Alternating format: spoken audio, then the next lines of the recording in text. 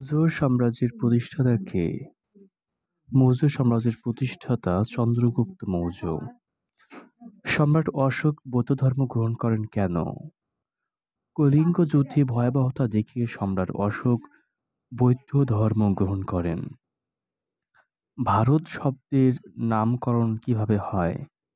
রাজা দশরথের পুত্র ভরত এর নামানুসারে ভারত এর নামকরণ করা হয় ভারত।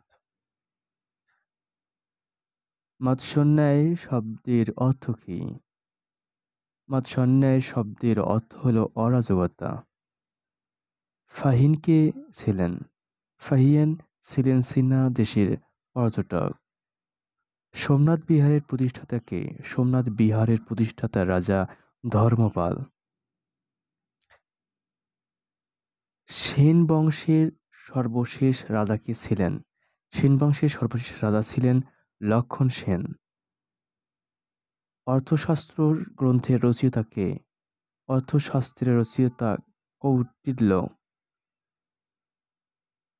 অস্ত্রশস্ত্র বা ব্যবহার ও আয়ুধ কি? আয়ুধ হচ্ছে অস্ত্রশস্ত্র বা ব্যবহার্য সরঞ্জামাদি। আর্যদের আদি অবস্থান কোথায়? আর্যদের আদি অবস্থান ছিল দক্ষিণ পূর্ব ইউরোপে।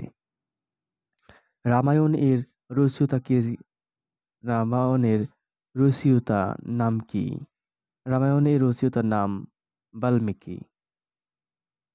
জৈন ধর্মের প্রবর্তক কে? জৈন ধর্মের প্রবর্তক মহাবীর।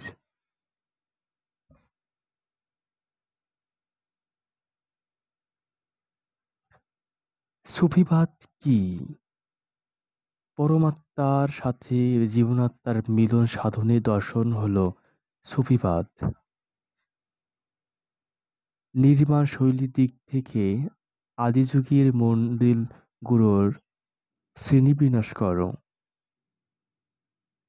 এক, ভদ্র বা পীড়া দেউল। দুই, রেখা বা শিখর দেউল। তিন, স্তূপ শীর্ষ পীর বা ভদ্র দেউল এবং চার হচ্ছে শিখর শীর্ষ পীর বা ভদ্র দেউল।